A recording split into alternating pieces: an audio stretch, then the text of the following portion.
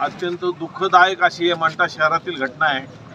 मंठा हायवेचं जे नवीन काम झालेलं आहे ते गतिमान करण्यासाठी त्याच्यामध्ये काम केल्यामुळं त्याच्यावर काही त्रुट्या राहिलेल्या आहेत। त्या रोडवर स्पीड ब्रेकर नाहीत, त्या रोडवर लाईट लावलेले खंबे आहेत परंतु त्याच्यावर लाईट नाहीत। नगर परिषदेकडे गेलं तर नगर परिषदेमध्ये आम्हाला रोड हँडओव्हर झालेला नाही। रोड अथॉरिटी आहेत वर्ल्ड बँकेचे, त्यांना विचारलं ते म्हणते आमचं डिझाईन आहे ना ते आम्ही त्याच्याप्रमाणे केले, लोकांच्या मृत्यूला आम्ही काय जबाबदार नाही। अशा परिस्थितीमध्ये मंठा शहरामध्ये अपघाताचं प्रमाण प्रचंड वाढलं। गेल्या जवळपास 9 महिने रस्ता सुरू झाला, 20 मोठे अपघात या रस्त्यावर झालेत, अनेक लोकांचे जीव गेले, कोणी दखल घ्यायला तयार नाही। ही दुःखाची बाब आहे।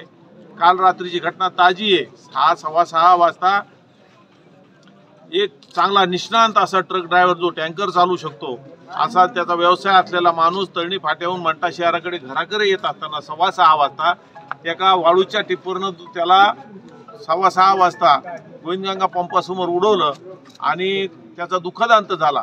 त्या गाडीचे काही पार्ट सुद्धा त्या जागेवर पडले।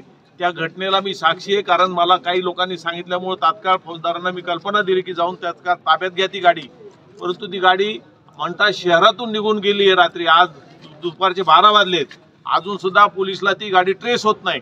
SP साहेबांना आम्ही सगळ्यांनी मंठ्यातल्या प्रमुख माणसांनी विनंती केली, मंठा पोलीस स्टेशनला जाऊन विनंती केली की हे जे 2 नंबरचे धंदेवाले बिना नंबरच्या गाड्या चालवतात ह्या सगळ्या गाड्या ताब्यात घ्या। बिना नंबरची गाडी चालू देणं कायद्याचा गुन्हा आहे, त्याच्यामुळे ह्या गाड्या ताब्यात घ्यावा, त्याच्यातून काहीतरी निष्पन्न होईल। आणि गोरगरीब माणसाचे जे अंत चाललाय, रोज जे खून व्हायला लागले तर एका प्रकारचे, त्याला कुठेतरी आळा बसवण्यासाठी तात्काळ पोलिसनं सहकार्य करणं गरजेचं आहे। परंतु आम्ही 2 तासापासून पोलिसच्या दारात असून पोलीस ऐकायला तयार नाही।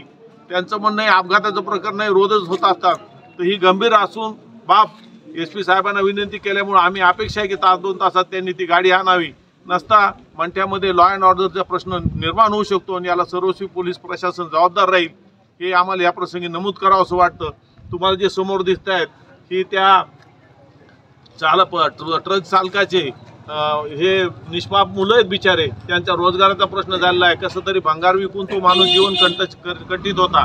अशा गरीब माणसावर जर काही होत असेल आणि पोलीस ॲक्शनमध्ये घेत नसेल तर ही अत्यंत दुःखाची बाब आहे। पोलीस प्रशासनाला सुद्धा याच्यामध्ये शर्मेची बाब मला वाटते की त्यांनी तातडीनं ॲक्शन घेऊन जनतेचे ते सहाय्यक आहे हे सिद्ध करावी, त्यांना चांगली संधी आहे या निमित्तानं। हे 4ही भाऊ, तुम्ही नाव सांगा। आलमगीर हारून कुरैशी, तुम बोलो। आवेज हारून कुरैशी, जमील हारून कुरैशी।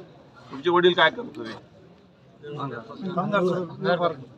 अशी वाईट परिस्थिती आहे। माझं 5 स्तंभाला सुद्धा विनंती आहे पत्रकारांना की माणुसकीच्या दृष्टीनं ह्या गोष्टीला बरं भाऊ, मंठा शहर बीडच्या पाठीमागे चाललं का? हळूहळू तशी पावलं पडतायत आपल्या मंठा कुरपूरमध्ये, परंतु ही परिस्थिती थांबू शकते जर पोलिसनं कठोर प्रशासन चालवलं, परंतु कुठंतरी दबावामध्ये पोलीस आहे असं आम्हाला वाटतंय। पुलिस वालों ने 2 घंटे का टाइम दिया था हमारे को कि भाई 2 घंटे के अंदर हम टैंकर जमा करेंगे। अभी हमने फरियाद जमा करके हम यहाँ पे आके कम से कम आधा घंटा हो रहा, अभी और 1.5 घंटे का टाइम दिया है अभी डंपर जमा करने के से। तो अभी यहाँ से कि 1.5 घंटे का आश्वासन दिए SP साहब ने, यहाँ से आके देखेंगे फिर क्या होता था।